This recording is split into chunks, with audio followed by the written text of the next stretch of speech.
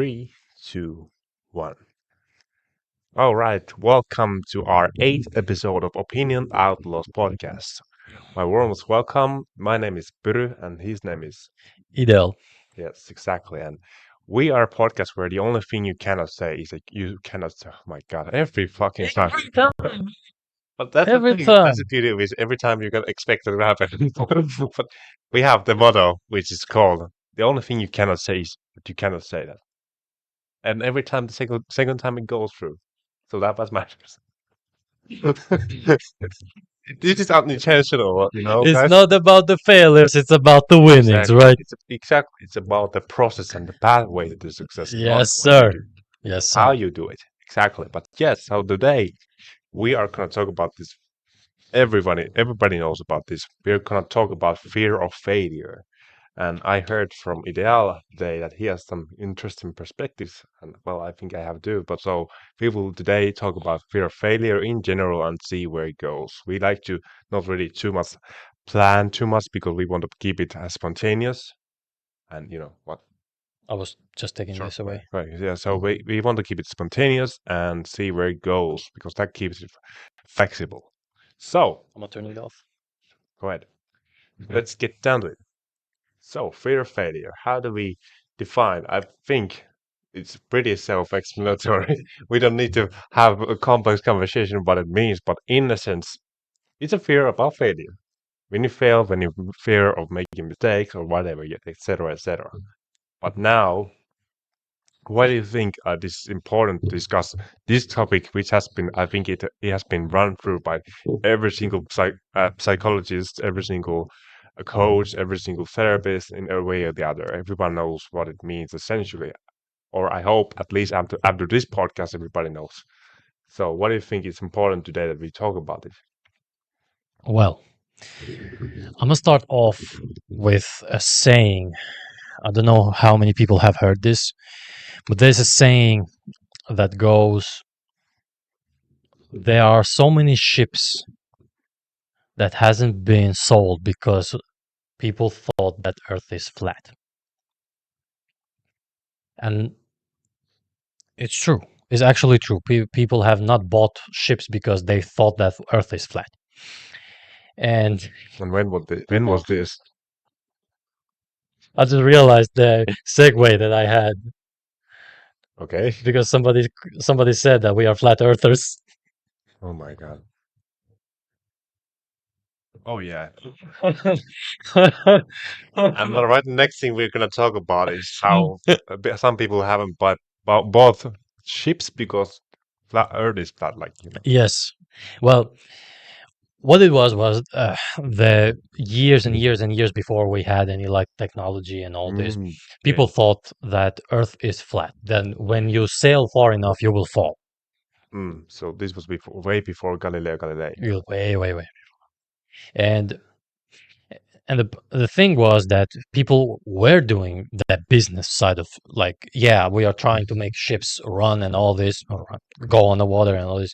But the problem was that people thought that Earth is flat, and if you sail far enough, you will be at the end of the world. Now, why I took that? Well, basically, it's the same thing when it comes to fear of failure. Now, I don't care.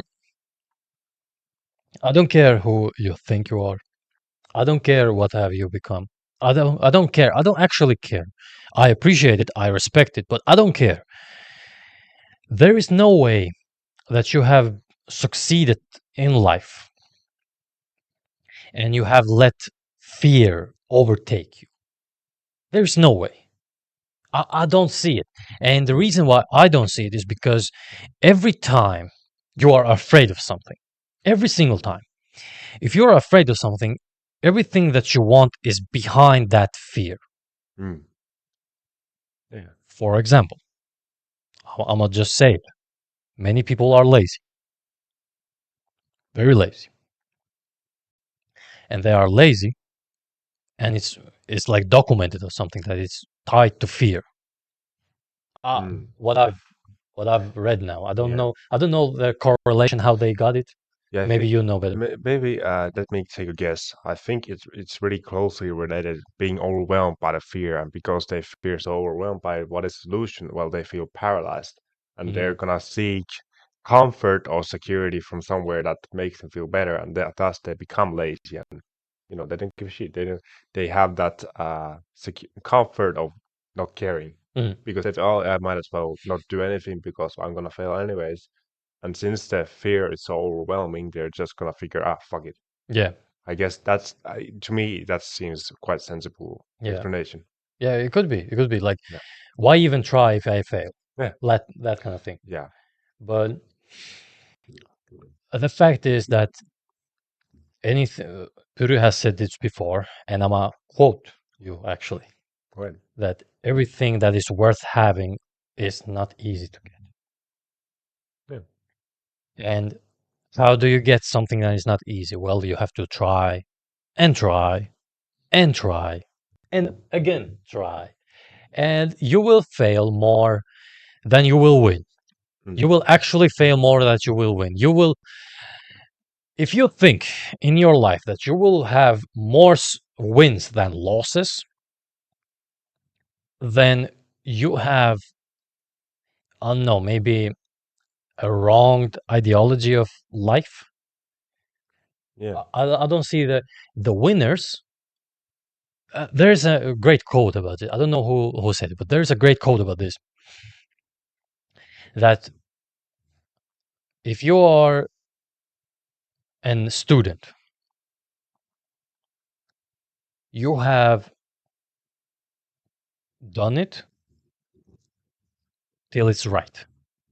Mm, If you're a master, you have done it till you cannot fail. So just by the fact that the master of that craft or the master of that thing or the master, whatever the case may be, uh, I'm not I'm not picking like one subject, but we can pick any subject, any God-given subject. We can pick that we can say that making, let's say, making a table or making this podcast, something. mm. Suggest, say something. One subject. I don't know why this is my first thought about cooking a meal. Cooking a meal. Cooking a Let's meal, go. or let's say overcoming some obstacle like addiction for smoking, for example. Maybe that's more interesting. Let's go. Let's go with that. Yeah, Quitting smoking, overcoming it. yeah. I'm not addicted, and I'm not addictive person.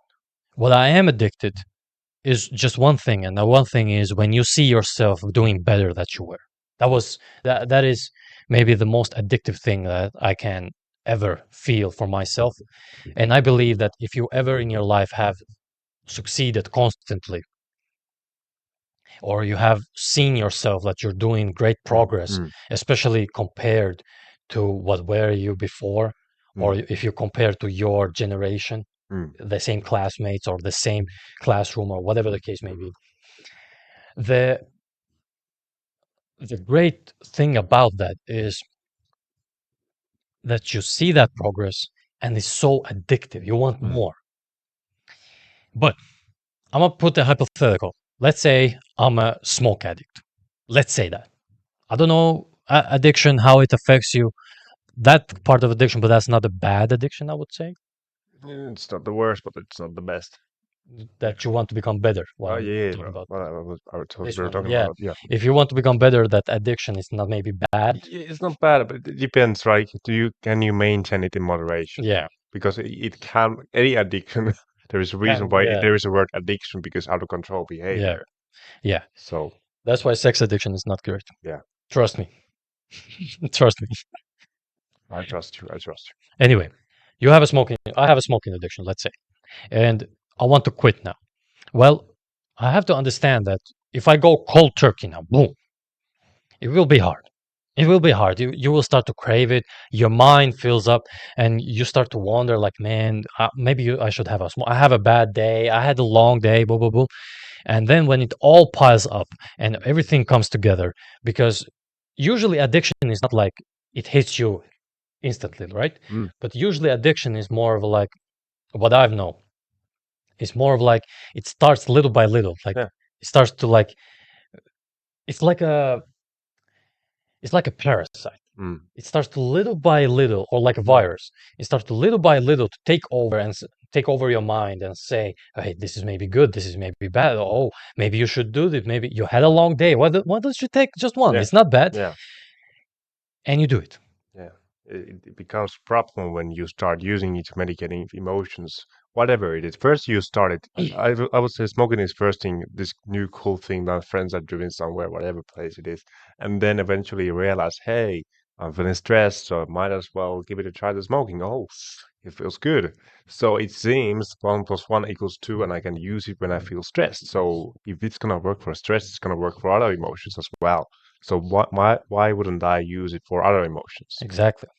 That's the whole point. And it's a fan, Yes. eventually. All I'm saying, and it's a great example. My bad. Technical difficulties all day. Even today, I was in an event. They had the technical difficulties. The problem was they called me. I'm not even an IT tech nerd, but they called me, and I got it anyway. No, you describe my every single podcast because every single time I'm like, oh, how do I put this mic? Yeah, how in the hell I should put it somewhere? Yeah. Think about if we had like mics. Yeah, Joe Rogan has those kind of mics. Doesn't he have those kind of mics that are upwards to him, like in a way? Maybe I don't know. Maybe I remember. I'm talking about those mics that come like from the rooftop. Then you hold it like this, like when some commentators or whatever the announcers were before, like in the 70s and 80s, when they took the microphone like this.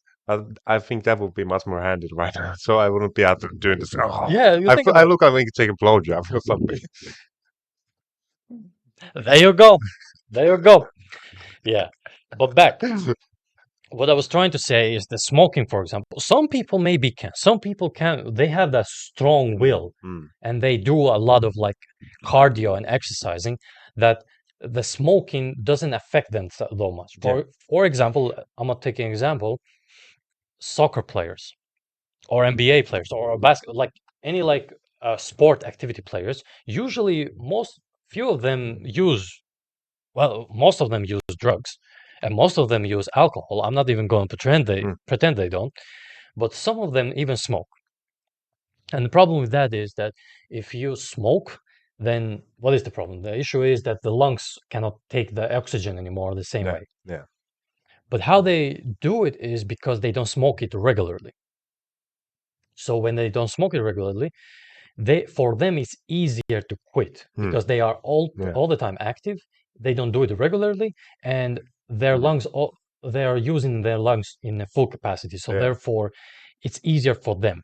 But let's say a middle-aged man smoking for 10 years plus wants to quit. The first try will be hard. Maybe you can achieve. I don't know you. I don't actually know you. Maybe you can. Maybe you have that willpower inside of you that goes, you know what? I'm gonna quit it cold turkey. And that's actually the best way to quit. If we are being honest, for any addiction, that's the best way to quit, in my opinion, because you're making that drastic change and you're proving to yourself that you want to change.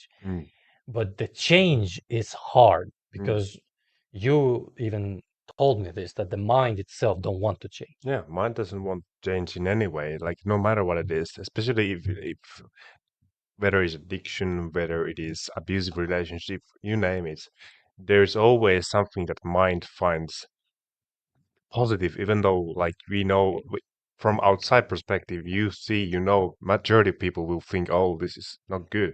This is definitely bad. Like even nearing to 100%. But still, their choose remain there because that brings them something. It gives them a security, safety. Ironically, especially even in an abusive relationship. Yeah, think about it. Like, but the thing, what is actually fucked up thing about it in the abusive relationship is that why they think it's secure. I don't think it's secure, but the thing what they are afraid of is the future of unknown if they step out the relationship. No pun intended. But anyways, so the fear really isn't like, okay, will I be able to survive without him? Maybe some people do, but I think for the most people, the fear really is about okay, what will happen because they have gotten accustomed to that beating or whatever it is, abusive language. So they are Or that smoking, for example. yeah, smoky, whatever. Even the smells or tastes or Mm. even how shitty the food is, no matter what it is, still they Yeah, find something comfortable. there are crazy addictions. Like we are talking about like normal addictions, food, for example, sugary foods, smoking, Mm, beating somebody because you're not feeling powerful. There are drug addiction, but there are also some dumb addictions and dangerous addictions. mm. What I've seen, for example, one guy was addicted to eating Eating like glass, glass, think window glass. window glass, not class, Mm, but glass with the mm. G. I've heard someone being addicted to milk. Well, that's not bad. It's interesting addiction, let's say. That's not bad. But think about like some people having that like being in that AA circle, this AA circle, a really similar circle. Hello, my name is Brian. I'm addicted to milk. You know, What the hell are you doing here? what You're we good. have bigger problems than You're milk good. addiction. Milk. You're Get the good. fuck out of here! Out of here. Out of here! You're good. Milk is healthy. If you drink like real milk, if you drink like some soy milk, then Yeah, but I think part of also what happens in all addictions is really what keeps them partly there is of course the fear of unknown, fear of failure, mm, partly, but also the fear, like feeling that they are not worthy of the better things. yeah, They yeah, fear yeah, that okay, so now I'm gonna leave this behind. So what makes me think I'm worthy of this better thing in happening? yeah, yeah, I think that's also because when you say you are a bad person and you don't deserve better things for you, what is there that is gonna make you make that change? Because you don't think you are worthy of making that change. Actually, it was previous episode we were talking about shame. I think was yeah, it yeah. It was part of it. it was Yeah, part of it, but shame. I think that also is pretty in any fear, but especially in fear of failure, there is also a shame, but most likely in a way or the other affecting more yeah, or less. yeah. Of course, of course. It's not. It's not just fear, right? Mm, It has some kind of underlying thing over mm, there when you fear. yeah. And I'm gonna be honest, something. Every time I have feared something, I have done it anyway. I have done it anyway because after that fear that you do it, you have done it, and you have gotten over that fear. The moment itself is not actually that bad. Mm, L- I'm a I'm gonna take for example the first time I had a match,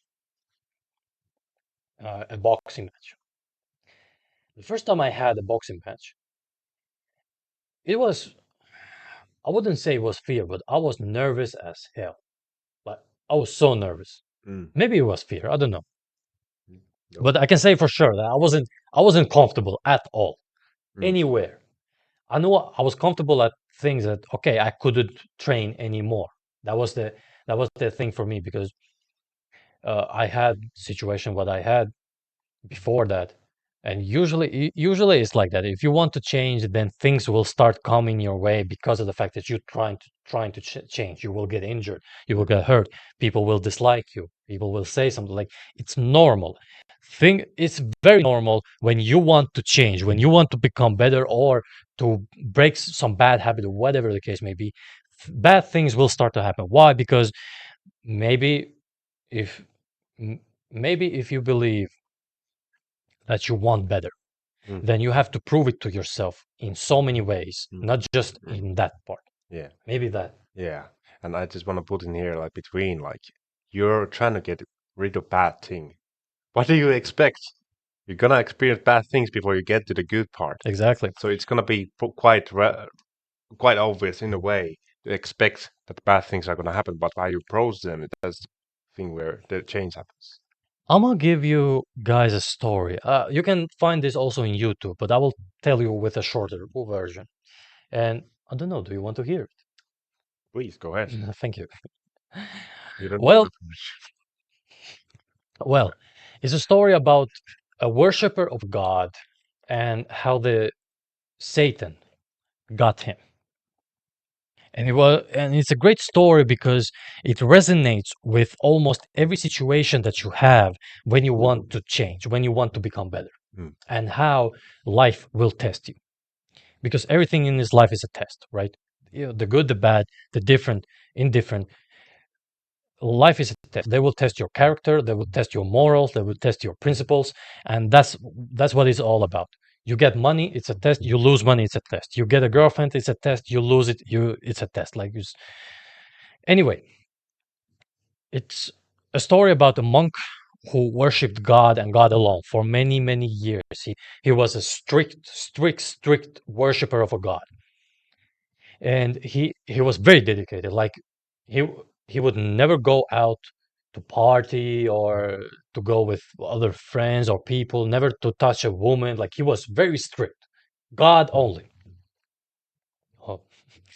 And one day in that village where the monk was, in that village where there were two brothers who were going to the business trip. And the problem was that at that time there wasn't some airplanes or cars, or they had to go walk or horse. Those were the two options. Maybe a boat if they can find a good way. Mm. But those were the two options, three options. And the problem was that they had a sister, a young sister. And that sister, they couldn't leave in their house because there was no parents. Parents were dead. Mm. Parents were dead. Leave the two brothers. Whom leave a sister? We cannot trust. She's a beautiful young lady. So they come up with the idea like, let's try to give it to the monk. We can trust the monk. He's a man. He's a man of God. He trusts God. He believes in God, and he won't do some things to our sister, guaranteed. And they go to him and they will say, "Hey, how you doing? How you doing? We have a thing to ask for you." And the monk says, "Go ahead. I will help you like you would help me." And they say that could you take care of our sister? How old was his sister, by the way? Like about 20, Very young. yeah, young, like Yeah, yeah. beautifully young, Yeah. 20, 25, something like that. Yeah. And those brothers, they were like older, like 30 something, 40. Yeah, yeah. And the monk immediately rejected the idea. Like, nah, nah, nah, nah, nah, I will not do it because the things can get ugly after that. And they were shattered. They were like, man, it's a shame, but I don't know. I don't know how to do it. I don't know what to do. They said that we don't know what to do. We don't know to whom to leave it to. We cannot leave her alone. Like, what's going on? And then they go back, and then the story goes that the Satan comes to him, or the demon, whatever you want to call it. And Satan comes up to him and starts to whisper in his ear. There's monks to, here. to monk's ear, yeah. And he starts to whisper like, "Hey, well, she's a young lady. She might get hurt. It's better to bring her in the same palace, not maybe the same room or same house, but the same palace. You can watch over her and all that." And at first he was like, "Nah," but then when he starts to think about it, well, what other choices do we have? So he says to the brothers, "Hey, bring her here. She can stay here. Let her live in that side of the palace. The food will be delivered to her, and all that."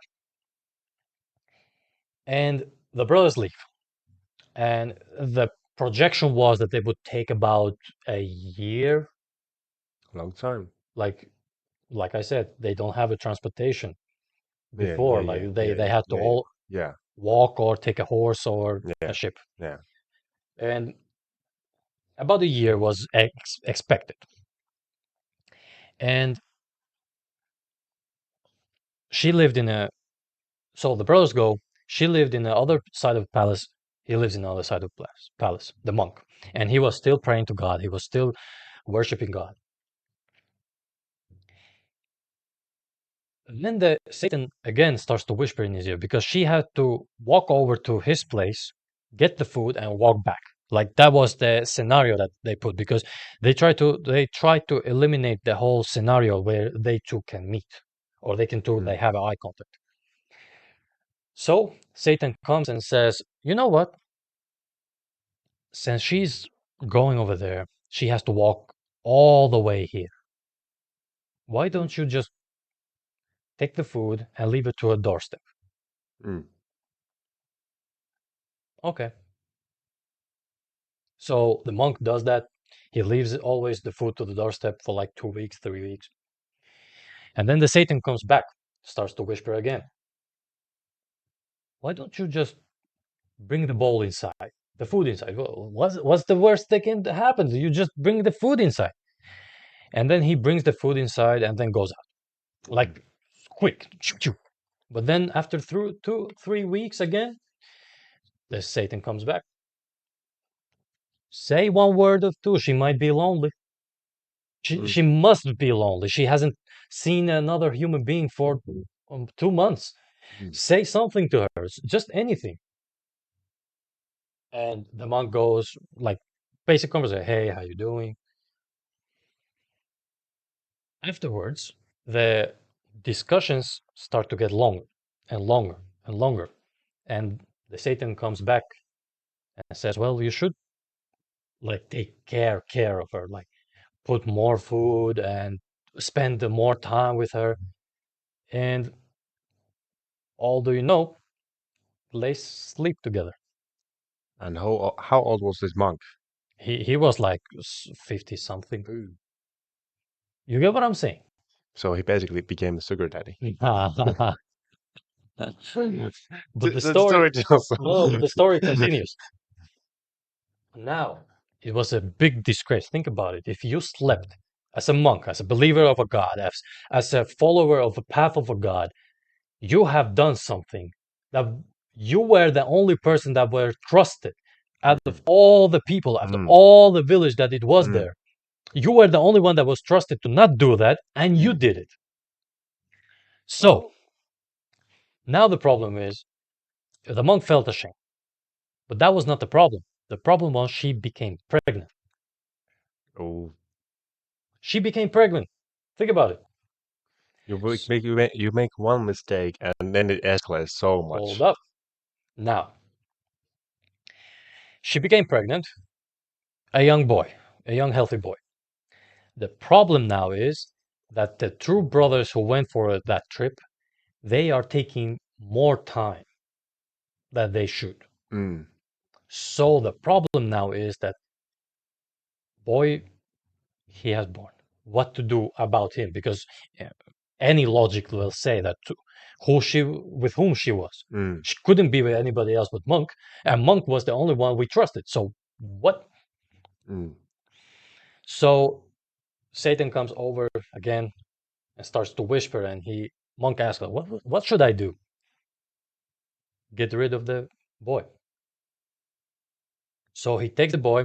He says, "Hey, we need to go." And the mother says, "What? We need to go." And he takes them, goes like a few kilometers to the woods, kills him, his own son. Comes back. The wife goes, "What happened? What happened? What happened?" He don't want to talk about it.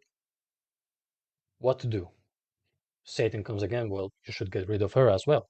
All the evidence. So he goes and kills her too. And they bury them to like someplace. Now the brothers come back. And they are tired, they are exhausted, but they have done the thing that they have done. They come back and they are expecting like that their sister will be okay. They are going to the monk, and the monk goes, "Hey, listen, guys, your sister got sick and she died." So the Satan still talked to him like, "Hey, you should lie." So the brothers, of course, they were miserable, they were upset, and the monk lied about the corpse, like where it should do. Became so sick that we couldn't even bury her, like blah blah blah. Mm. The whole shenanigans. Brothers go back, but they start to see dreams that her sister was killed. And then when they both woke up and they both said that they have seen the same dream, they were okay. This is something. Something has happened. So they go around, they find the graves that the monk had done to the boy and the sister. And they were, okay, she's not sick. She has been killed. Mm. And who would? The monk is the only one who would. Mm. There was no there was no scenario where somebody else could kill her. So they gather the people, they were like, hey, this happened. They go to the kingdom, they take a king, they take a police, they take whatever, Mm. and they try now to take a monk, the God believing monk. And now they are trying and they try to get him. And the monk goes to the Satan that, hey, please help me because I'm now in this mess. What should I do? And the Satan goes to him that just say that you don't believe in God but me, and I will help you. And the monk goes, think about it, he was 50 something years, 60 something years, like old man. All his life, he worshipped God. And at the last moment, he says to the Satan, yes, I don't believe in God, I believe in you. The Satan goes, thank you very much, goodbye. He leaves. The police come and they hang him. Bye bye. Shit. Now, if you want to hear the full story, how it goes, you can name the story. It goes Barsisa, Mm. the story of Barsisa, the Mm. monk. And that story shows that it usually, almost ever, any bad thing, any negative thing, any things that you want to be better at doesn't start with a big portion. It starts Mm. little by little, Mm. just like we are Mm. talking about Mm. quitting smoking. Yeah. It doesn't start with, man, I need a smoke, but maybe you, what do you think? Maybe, Mm. well, maybe should look something. Yeah, maybe there's a reason why other people are doing it. Like I don't know why. What is the fuss? They know it's gonna cause cancer, but still, there must be something about it that makes it worth it. Mm. So I might as well give it a try, and then you see, oh, there are actually pretty fun people around when I go smoking. So I might as well change a few words with them and see where it goes. And then you figure out, oh, there's actually a pretty beautiful gal there. So I might as well talk to her. And then and you surround yourself with people who promote smoking, but still they say that they're not gonna be like t-shirts with smoking, I smoke in front of it. But they're like there are people who are doing the smoking, and since you're being more and more, you spend more and more time there, and you didn't even realize at some point you're smoking one package per day, Yeah. two packages per day, three packages per day.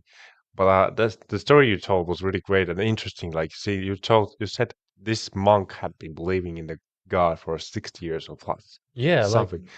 hardcore believer. There was no else but God. And but my question for you is like he knew from the start the guy who the entity that was talking to him was Satan. So what made him all of a sudden think, oh, well, he said I might as well listen to him? Like, what made him think that, okay, I've been worshiping God for 60 plus years, and now since Satan is coming to my door, I might as well hear what he has to say. Why didn't he believe like God is gonna show him the way? But why did he turn to Satan? I believe that, well, this is how I look at the story. I Mm. look at the story as a lesson of, first thing first, if you try to be better in this life, there will be tests. And there will be tests to test your character. There will be Mm. tests to test your strength. And there will be tests to show you that, hey, it's not that easy. But Mm. then after you get over those tests and you get through it and you pass them, then you start to learn. Then you start to know things. Mm. But what I've seen is that that guy did know that it was Satan, but didn't know the way of a Satan moves because Satan has been longer than Mm. Yeah, humans, yeah, yeah, yeah. right? If we are talking like theological Mm. aspect of it, he believed in God. He Mm. was very sure of God. But the problem was that he didn't know what the devil is. Mm. He didn't know what Satan is. Mm. What does the devil do? So now, next question is actually, in 6 plus years, you would expect that Satan at least once visit, but now the first time was after 6 years. Yeah. How is that possible? Like, how is that possible that Satan was like, oh, I have time. I can wait for 6 years and see like. But to me, that kind of tells that this monk he wasn't just in faith, he was actually quite very rigid about his faith. He didn't take any risks, No. and therefore there was this one new situation for him. He had always said no to similar situations, and now there was this one risk where there was risk of making a mistakes. And now, since he made a minor change in him, he didn't know his boundaries. Mm. And then he started making those, well, oh, I don't know the way, so I might as well go now. Yeah. Yeah, and it's a great story, and it's a longer story. I told it a little bit shorter. I Mm. tried to tell it shorter. Yeah, but it was a really great story. But it is a story of showing you that let's say you don't believe in God. Let's say that you believe in universe, or let's say that you believe in Jesus. Let's say something. You don't believe in God. Higher power. The the thing that you can learn from this story is the fact that the same scenario will happen to you if you are addicted and you try to quit, or if you try to be better and you try to be better at something, you try to make more money, you Mm, try to have more friends, better friends, mm, you try to have a better physique. Like you can hear and know every single guy, every single girl who has tried to be more fit. mm, First it starts to go well, but then something happens, an mm, injury, a social life change, a diet, mm, something happens. Always, it's always the same. It's amazing when you look at the stories and you see the rhythm. Like first it starts okay, mm, then it like shifts down, like something bad happens, mm, and then afterwards, when you are over, you have overcame that test, then it starts to go up, up, up, up, up, up, up. Okay, mm, sometimes you go down, but then up, up, up, up, up, up, up, mm. and that is interesting to see every time. Yeah. I think part of the also the issue is there is a conflict, whatever it is, point A. So now the guy, whoever is facing the problem, he Mm, faces the problem, or he thinks he has done adequate job mm, facing it, but he's kind of like, I'm as he's just kind of brushing it under the rug in a mm, way. So he's not really confronting it, but he just figures, oh well, it's nothing, it's a small thing. So he just kind of brushes it off. It's nothing and moves on. yeah, And I think that's the mistake which starts compounding in a way. It's not facing the issue, so it starts growing just like it's basically a snowball effect. What yeah, happens? yeah, There's a small thing you take for granted, you don't give it the recognition it deserves, and then it starts growing, growing, growing, growing. And then you realize, oh, at some point that, oh, fuck, this is so much, I cannot handle it yeah. anymore because you were being a bit too complacent. Fact. And I think that was part of the thing, but also made the monk make bigger and bigger mistakes. He became complacent, okay, because it seems that I'm not doing anything bad to her at first. Then he thought, oh well, I can talk to her and Yeah, yeah, I can have sex with her and I can kill her baby and I can kill her eventually. yeah. Like, and uh, you can take this story as a metaphor. Mm, Maybe it has happened somewhere. I don't know. mm, I don't know I don't know the authenticity of the story. mm, But what I do know is this story has, every time I have told this, it has touched people. Then they can look at the story and say, okay, I understand now. I understand something about my life. I have seen that. And it usually is because people, when they fall into bad habits, when they fall into addiction, when something happens to them in like this, usually they don't see the reason how it mm, happened, or mm, where did it happen, or how did it happen. mm, But then you hear this story and your mind starts to track, well, wait a mm, second, well, it never starts with that, but it's always that snowball effect, a little mm, bit, a little bit, a mm. little bit, a little bit. So now you know the effect, that if you do this, then you will start to do this. Maybe it's not bad, maybe it's not bad, and all of a sudden it's really bad. Yeah. I also, if I may interrupt in between, like I think part of the issue is there is a saying actually that when you give a devil a finger, he will bite off your whole hand or something like that. There's a Yes, saying, so I guess yes, people expect that Satan, devil, whatever bad is there out there, evil, Mm. it's gonna take like come there, be like, you know, how would as if I will take everything. exactly, No, exactly, I will take you, you know. no, it won't do it like that. Look at me, I am evil. I will come and No, eat you alive. yeah, You know, it will it's not. never gonna be direct. It's never No, gonna come to like I will crush you. yeah, because No, yeah, everybody knows that. yeah, Direct attack, you expecting, you can see it, and you know it's evil. You can combat it with a great Tai mm. Chi. Yeah. And you know, if even if that was the case, like, what makes you think that if Satan, devil, evil, whatever comes to you, and it's gonna be with its almighty power, I will devour you.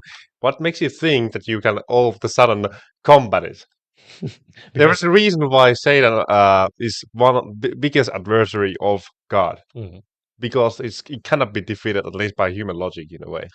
So that makes me think like how, in a way, people are kind of foolish to think that they would even be able to combat them, even like straight lines, front line. yeah, not no. You first of all stay away from wild animals. If you don't know this rule, then I suggest you learn it. Very because soon, very soon.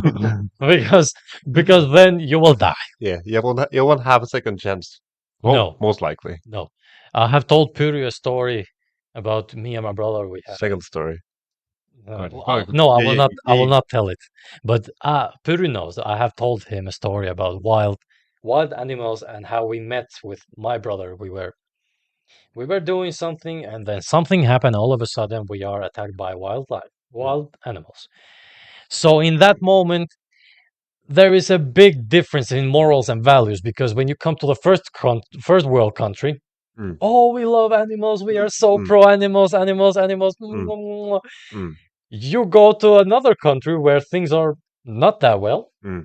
and all of a sudden, that animal that you love wants to eat you. Yeah, it's not so cute anymore. It's not so cute anymore. Yeah. You want to kiss it? I'll give it a kiss. Well, you can go Give and me see it. what happens. You will most likely have devour face.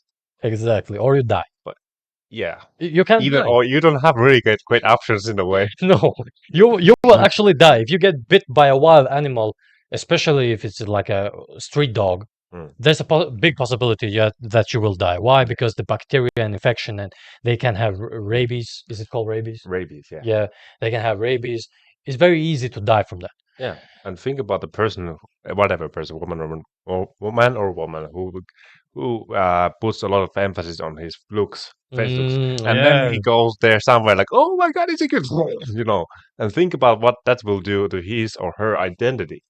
Like, Well, what is the outcome of it? What will happen over the years? do you know what, Peru? Mm. You deserve it. If you ever in your stupid life go ever in So true. some country where you know things are, let's say Thailand. Example, I'm Yeah. gonna just take Thailand, but you can name a bunch of countries. Mm. You go Thailand and then you wander off the streets and you see a dog and you want to try to pet it. Yeah, you must be quite delusional. You get what you want. You Yeah, get what you're looking yeah, for. you have to be delusional to think that if you go to a dark street in the middle of some foreign country, in the middle of the night, and like I said, no lights, and then all of a sudden there's a pet who's most likely has no owner nearby, and there's gonna be gathering other animals near to it. Yes. You are fucked, Yes. and your animal instinct should be telling that already. Yes. If it's telling that if you don't understand you're in danger, there's something wrong with your Yes. there's something wrong with Yes. you and your, what is it called, like your inner survival instinct. Yeah. Yeah, Something is wrong some with your instincts, my brother. yeah. We had a woman. I will not tell who she was, but I knew a woman whom survival instinct wasn't even considered. She never knew that she was in danger. But do you know when she like turned?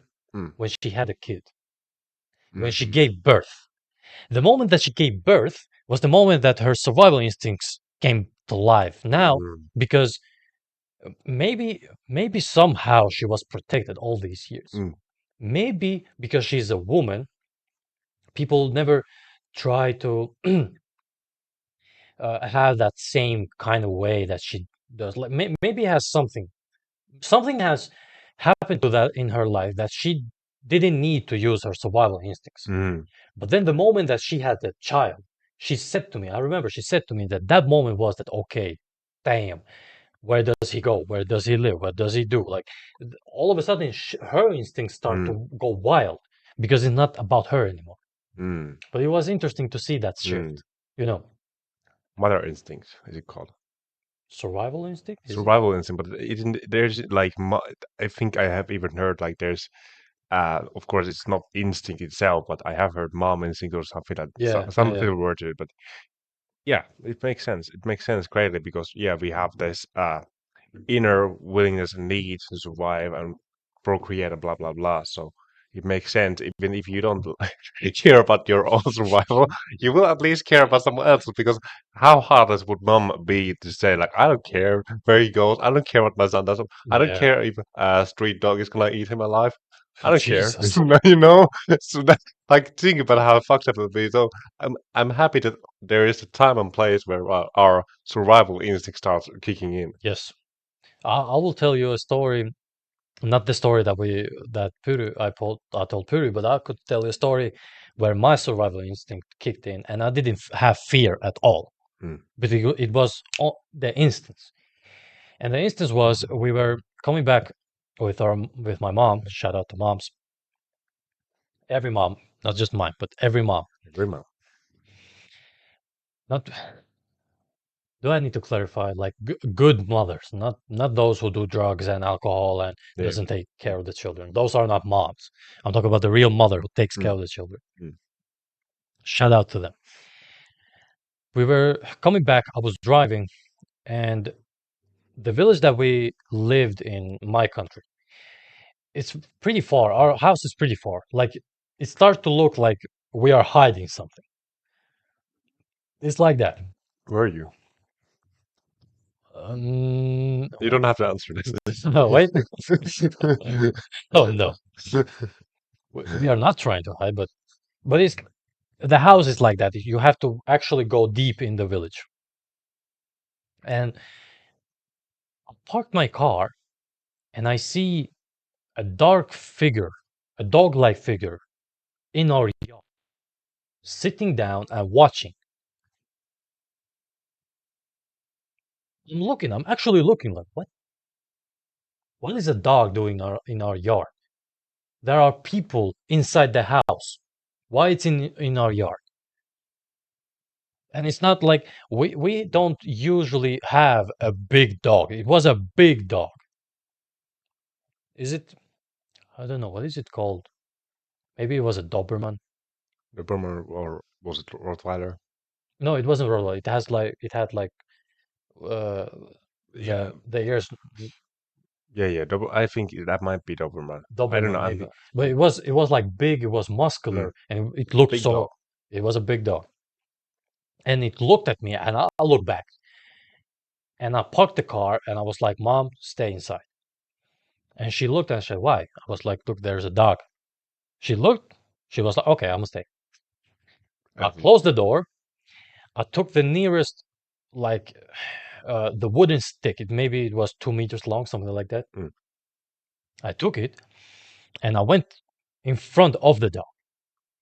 And then I started to like swing. I didn't hit the dog mm, because I knew that if I hit the dog, then the problem is that maybe he doesn't survive it mm, because I'm not going to hit the dog just by hitting. mm, But I started to swing and I stomped the ground, and the dog ran towards me and then shifted. When I stomped, like I hit the ground, it shifted. It went outside. It went from like the same road that I came, went there, started to bark, and disappeared. And I followed him till the end of the road that we have. mm. Think about if I had not watched that we have a dog over there, which is not ours. I don't know whose dog is that. Mm. I don't know where it came from, but I can see it's a big dog. It looks aggressive. It looks hungry, and it's ready to fight you because it's a big ass dog. Mm. It shifted towards me. I put this stick like on the boom Mm. on the on the ground. I thumped on the ground, bam, shifted, went outside of my back, out of the back, in that driveway, went somewhere. I don't know where he went. Mm. All I was thinking about, what if there was somebody who is afraid of dogs? What if somebody whose instincts are not sharp? Or what if we had small children? Mm. Or you were smaller. Or I was smaller, or I didn't have the same instincts or the same impact or the same bravery. Don't get me wrong. I was not thinking at that moment that okay, maybe I should did. No, it was all instinct. Mm. Afterwards, it kicked in. Like, man, I could die Mm. because not. It's a wild dog. They don't care about you. They are Mm. hungry. They want to eat. Mm. But thank God we good. Mm. But that was not. I didn't fail that. I didn't fear that I would fail. Mm. In that moment, I think you don't have that much options. You know, you think a lot. Oh, what if I'm gonna hit the wrong way of the stick? Or what is gonna happen if the dog is gonna bark at me? Like you don't have time for that. You're gonna either do or you don't do, and you're Yeah. gonna die. You're gonna die. Yeah, but maybe it was also the reason why I was like no fear at that moment is because bitch, you in my house. What the fuck are you doing? Fuck off. Maybe it was like that. I don't. There was something like it. It didn't cross my mind that I am fearful right now because we had people inside the house. My mother was inside the car, and I was the only one who has seen the dog. Mm. So, what are the options? If I yell, the option is that the dog will come running at me. Mm. If I put my mom outside, well, he will bite my mom, of course. Mm. The dogs, they don't care. Mm. So the best option is I will scare the dog. Mm. But how can you scare some big ass dog? Mm. Well, you have to do something. But maybe it was also that because it was our yard and our house, it maybe Mm. their what is called the revert. What is the territorial thing Mm. that you have come in my house in our yard without permission, without any excuses. Mm. Why are you doing it? But yeah, stories after stories. Mm. But the Great fear, story. Really great story. Great stories. Great stories. There's always yeah. entertaining to When listen to. thank you. But when you live and when you go through things and when you see things, you will experience these things. Mm. This is what makes you a man. I believe Mm. because you confront that thing that you don't want. I don't want to fight a goddamn Mm. dog. I don't want to fight any animal Mm. except bugs. Mm. I hate bugs, Nobody likes bugs. especially some mosquitoes. I want to see a person who's gonna say I love mosquitoes. I'm gonna hate that guy or woman, whatever. But still, so Yeah, fear of failure. fear of failure. Fear of failure. But So, how do you think like this story? What does it emphasize about fear of failure, in your opinion? Like great question. where it comes in? There was not a moment that I was afraid of failure. Mm. Not one moment. Why? Because Mm. if I was, then the possibility of me failing Mm. at that moment to secure my house would be much Mm. more lower. Yeah, I guess because the situation was pretty simple. There was you, your mom in the car, and there was a dog outside in your territory. The situation was pretty simple. I think the fear of failure, I can only speak for this. This is my opinion. I think that what really makes fear of failure, what brings fuel to fear of failure, is when things don't appear to be clear. Yeah, Because yeah, I think that kind of brings on the uncertainty. And yeah, uncertainty fuels fear of failure.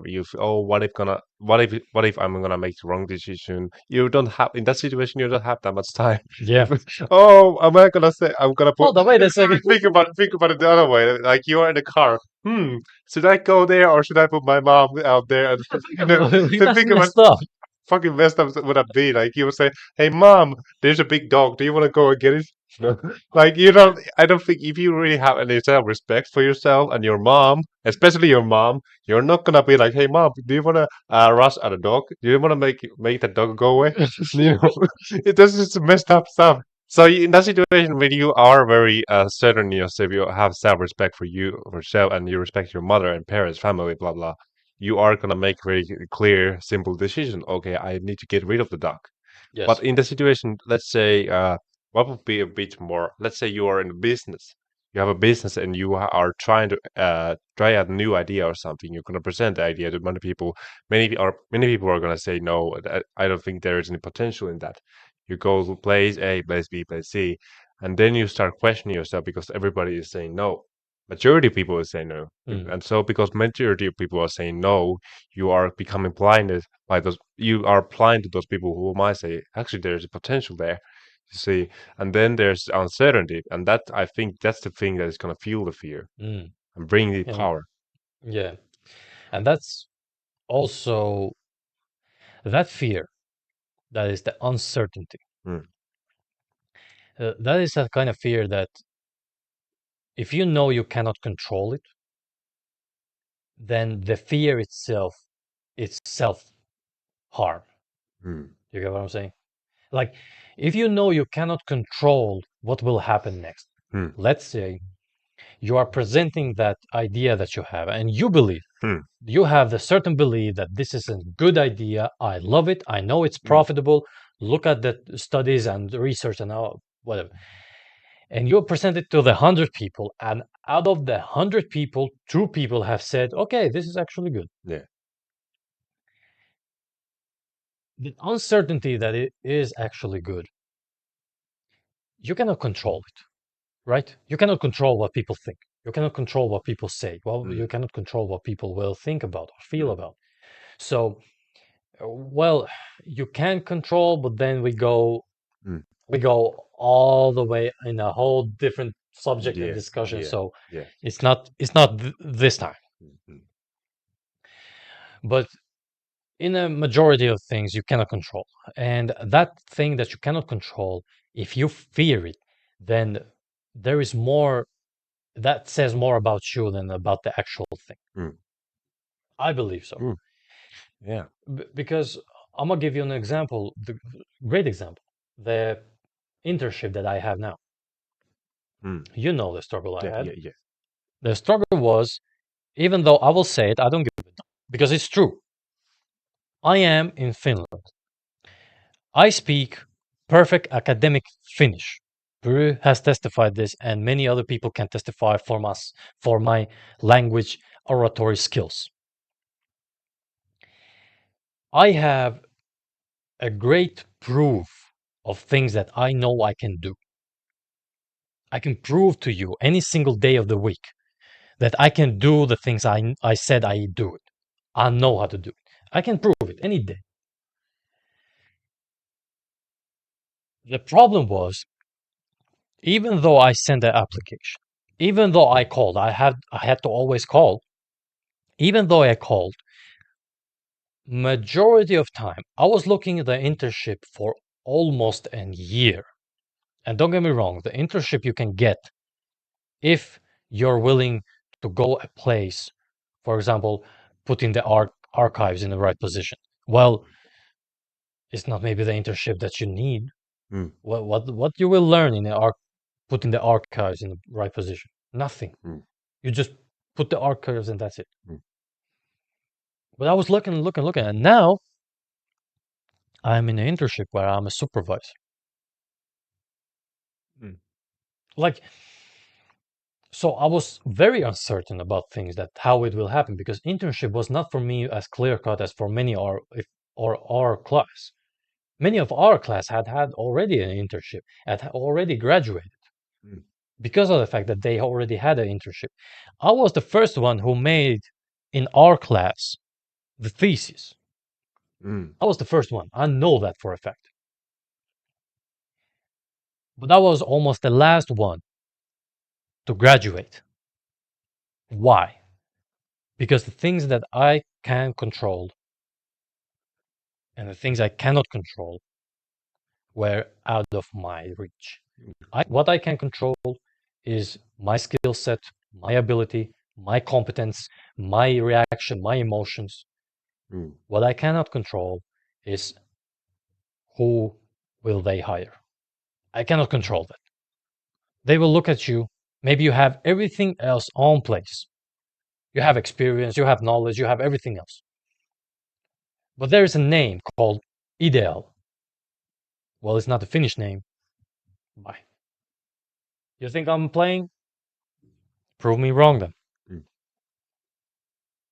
But for the uncertainty, for example, the fear Mm. factor of Mm. uncertainty, if you cannot control it, then the fear is stupid Mm. in that sense. The same thing, Every fear is stupid in a way. well, not maybe every fear, Or like but every fear this is this what kind I of, mean. Every fear is rational, anyways, because there's always something that is a bit off. yeah, When you talk about fear, like if there was a sensible fear, tell me one sensible fear. Like I think that's your situation where you were, that was sensible to be afraid. yeah. But is fear itself sensible? No. You cannot rationalize. Yeah. We have, as a human beings, we have inherently just two fears. Do you know that? Two fears: the fear of heights and the fear of loud noises. Mm. These are the two fears, fundamental fears that we are installed biologically. Mm. Why? Well, that's I think very self-explanatory. Why you fear high places or Yeah. loud noises. Yeah, and actually, I actually remember reading that in the first 1 year or 3 years, very early age, when babies become aware of they don't become aware, but they become afraid of falling. Oh, Very soon okay. enough. I think I remember reading somewhere, and it makes total sense because they are so defenseless, Yeah. so weak, vulnerable in many ways. So becoming afraid of falling is pretty sensible Yeah. because if they wouldn't be afraid of falling at all, Well, we would have many cases in TV saying baby, a recently born baby fall out of a very tall building. How do you say? the baby fell out. Baby fell Well, out from the tower. Jesus You know, Christ. today, this evening in Tavolopuyo, there was an incident where baby jumped out the building and fell and died. You know, so how many news there would be? I don't think that many because people will just get used to it. Think about Puru, the way you just describe it. It fell and it died. Yeah, it does. Bluntly put. But Yeah. yeah, but basically, newborn babies have this fear because they would die basically Yeah. Yeah, but without it. what I'm talking about, like, let's say what most people have fear of death. Mm. I understand where that fears come from because you are uncertain of what will happen next Mm. after you die. Mm. But what I believe, why people have the fear of death, the actual fear of death is not the death itself, because death is inevitable. Every single thing that you can see on this earth and ever will die. Somewhere, sometime, it will die. Everything will end at some point. Now, the fear itself is not the death itself is not the fear factor. The fear factor is that have you done enough in your life Mm. to accept death? That is the Mm. part of many people I think are afraid. Yeah. I'm talking about now more of my perspective. If I die today, I would be mad. Maybe I cannot be mad, but There let's say will be one. hypothetically, I would be mad because I would be mad that I hadn't done all the things that I could do Mm. in this life. No, I'm not talking about uh, I'm not talking about the things I can do now, but the things that take actually time. And the things that takes actually time are the things that are great. Mm. And many of them are in process. But the problem is that I wouldn't be okay with myself if I died knowing that I haven't done all these things. Mm. That is maybe the fear factor of things. But yet, then again, can I control my death? Mm. It's merely impossible because you will die Mm. sooner or later. How can you control it? Maybe you can try to live healthier. Maybe you can try and go to the mountains and live there or whatever. But the thing is, like, even no matter how much effort you put into it, still you're gonna die eventually. No matter how well you're gonna eat, you can still be hit by car. And even though if you go to mountains, especially then there are more risks of dying, especially if you go to Mount Everest or whatever Yeah, mountain, especially there. So it's really a tricky question. You never go. yeah, So from that perspective, what you can do is to, as you said, like doing things gonna make you die. That you can't say like, oh well, it was a good ride. yeah. It was a good ride, and I think that's a really uh, great definition of life meaning in a way. Just like simply put, to say, okay, the moment when you realize that you're good to go, Mm, in a yeah, way, then you realize, that, okay, there's nothing more I can offer to people or gain for myself. yeah, So what is there holding me back from dying? yeah, And then you're being fully okay with yourself. yeah. That's maybe, and that's I would think that that's maybe one of the fears that touches so many people Mm, because uh, the problem that I have seen for so many people is that many people think that they are immortal, especially youngsters. They think that they will live forever. They think that they will be like that forever. Then you see your parents, for example, or your mm, grandpa, mm, and you see that okay, maybe you will lose someday. mm. Yeah. And the moment that you lose your ability to walk, the moment that you lose the ability to talk, the moment that you lose the ability to be a human, Mm, where you can still do things, you can still contribute to the society, you can still do good things. mm, When you lose that moment, maybe I would say is even worse mm. than actually dying. Yeah. And I think also, also when we tend to take many things for granted, like for example, we are very young as people, as men, and Yeah. we are not even close to our 30s, not that close. And we take our we're young and we take our mobility for.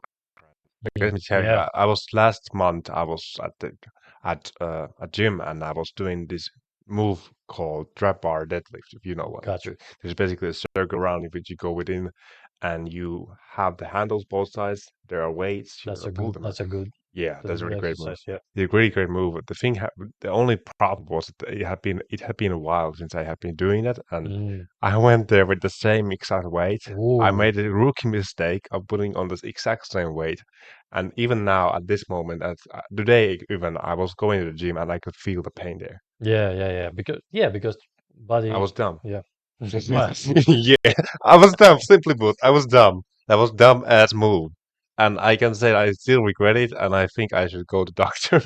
Let's see. Well, But yeah, still, even that. But my point here is that we think because we're young, we think we are stoppable, and then we mm, make this one dumb move, and then we yeah, realize our mobility is limited very quickly by yeah, one minor mistake, which wasn't that minor in this case, but still a very small decision led to a lot of problems for me. yeah, yeah. And it's he's taking a great example of things that can happen because of the fact that you think that you're immortal. And yeah, listen, don't get me wrong. You believing that will make you stronger. Like you get what I'm saying? Like Yeah, automatically it will get you feel yeah, stronger. You will start to think that yeah, you can actually do yeah, everything. yeah. And I think partly that this is what we people need to do at the same Yeah, time. Like it is irrational in a way that we believe because we feel empowered, we feel strong, yeah, we can do whatever we want to do. Nobody's stopping us. I think that's part where the confidence thrives from.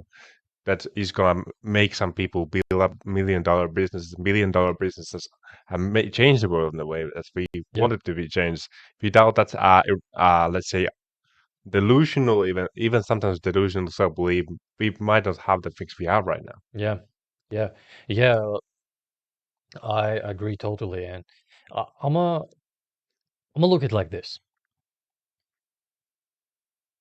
The more you look at a thing that will make you better, even if it's irrational Hmm. at any point. Me and you are walking the street and 20 guys want to fight us. Example.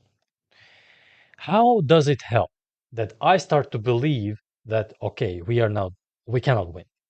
It will not help. Mm, And I'm talking about like, yeah, we have tried everything. We have tried to run, mm, or we cannot run anywhere. We have tried to sweet talk to them. Nope, it doesn't help.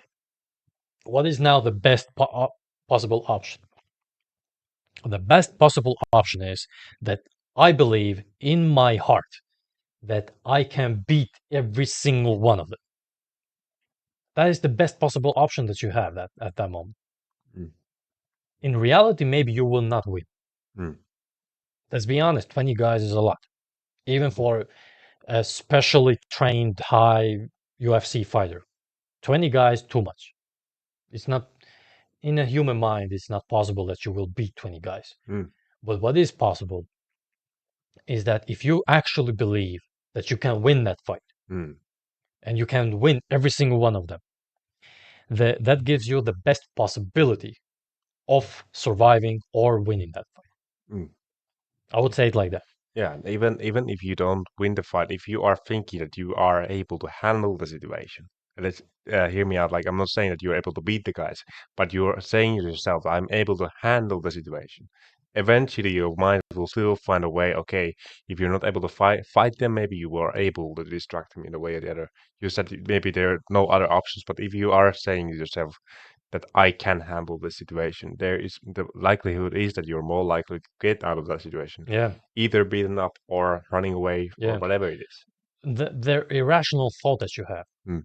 I can win, will give you the better possibility. Yeah, That is what I'm trying to say. Like yeah, for the survival, even if you think that you're or for some doing something, you think that you're immortal, will give you the better chance of doing that thing mm.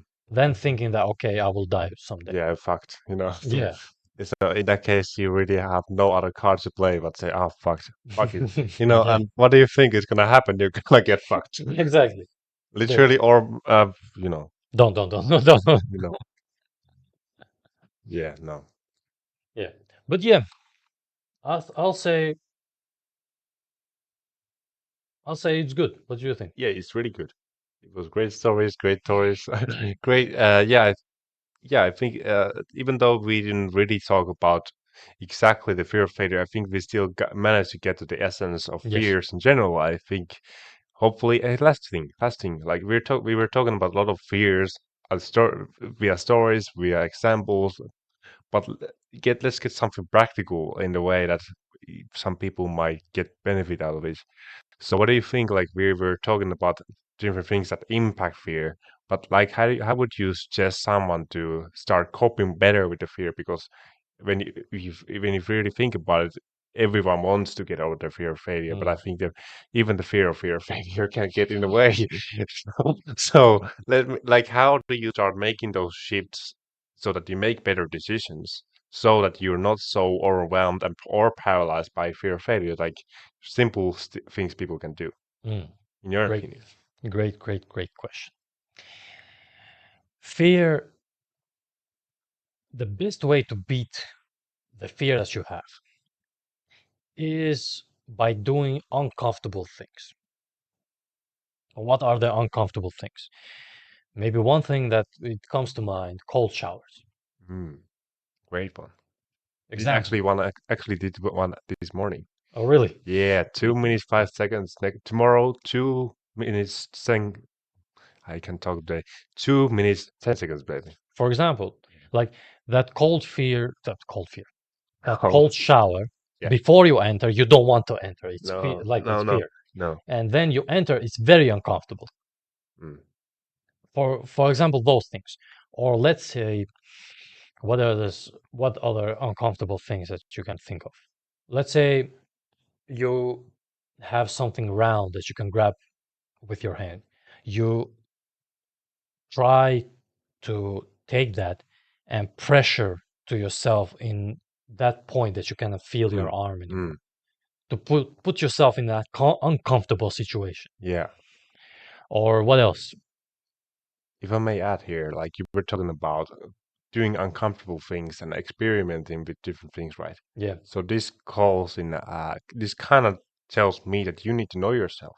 Get Yes. to know yourself essentially, because that will also give you that uh, understanding. Okay, these are the things I find uncomfortable. These are the things I can Yeah. experiment with. Yeah. Because for somebody, cold showers doesn't do it. Yeah. Like for somebody, cold showers don't mean jack. They Yeah. do it. They're like, okay, fine. Yeah. My brother is like that.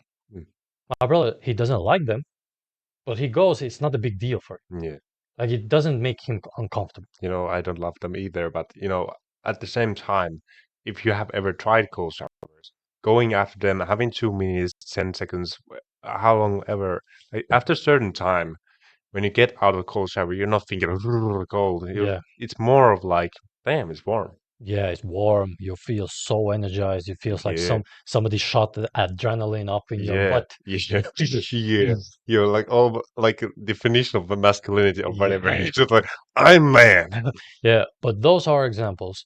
And then usually what I've seen that makes you conquer a fear is taking martial arts class, Mm, especially something wrestling, because boxing, I would say that you have to know how to box, but boxing can be a little bit harsh in a sense that it will impact you in such a severe way. mm, I like boxing, don't get me wrong, but for example, if somebody is paralyzed of fear, mm, then the best way to do it is maybe just to go to the gym or start to do push-ups or go to the wrestling school or a wrestling course. Like do something that will make your physical attribute stronger. mm, And then you can see it in time that that fear that you had starts to evaporate mm, in some way mm.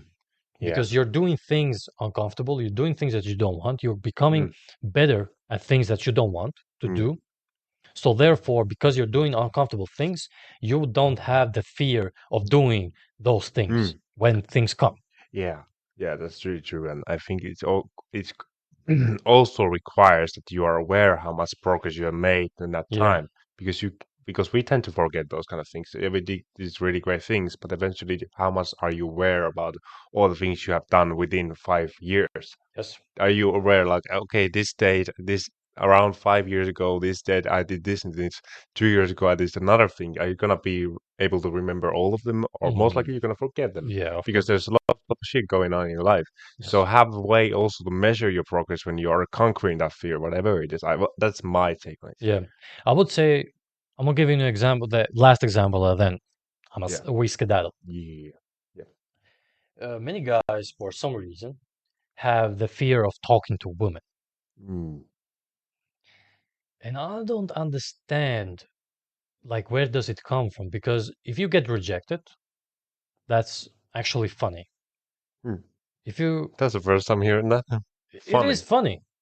Think Mm. about it. Think about the whole situation.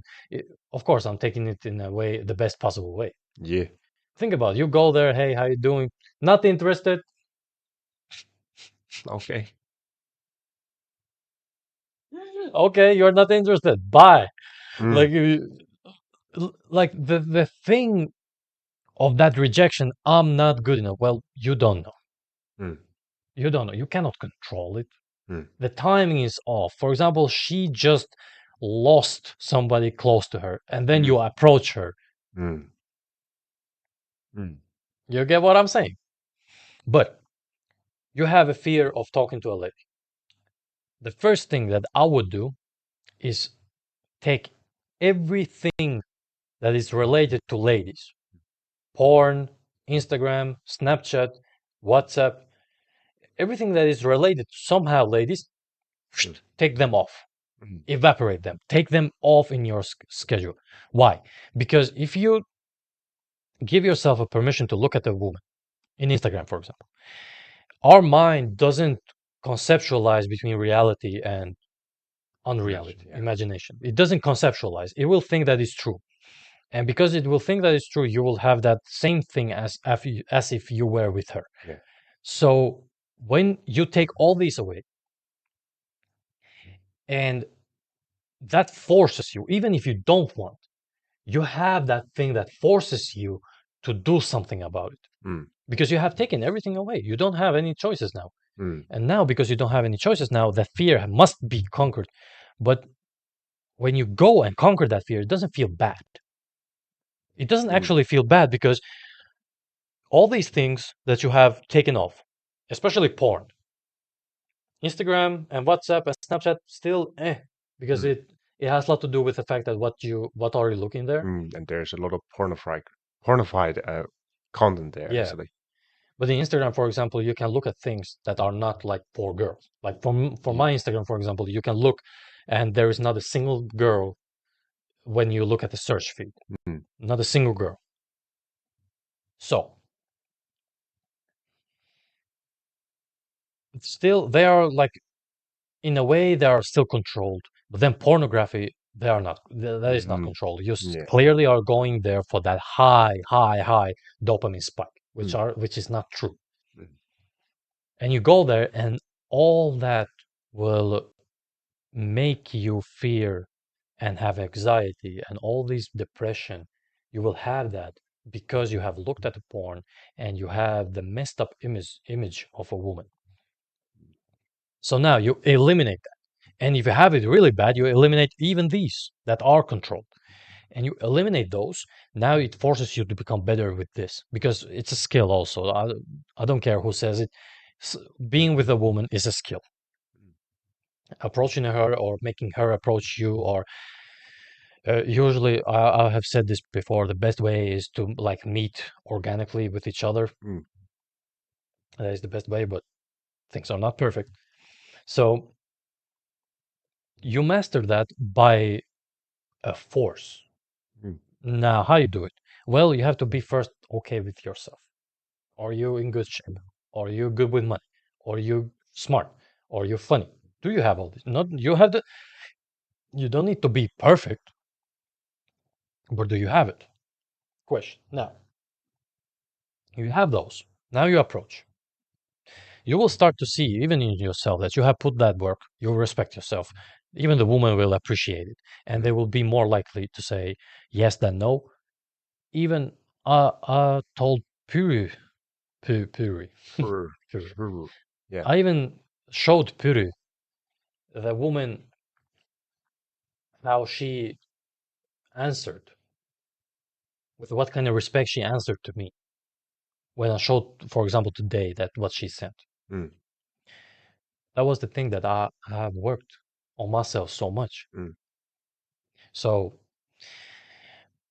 I would say it like that, keeping it simple, I would say.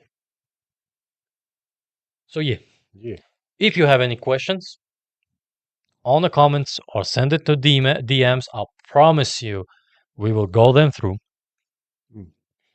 And I hope you have enjoyed it. Like, comment, subscribe. Exactly. And the only thing you cannot say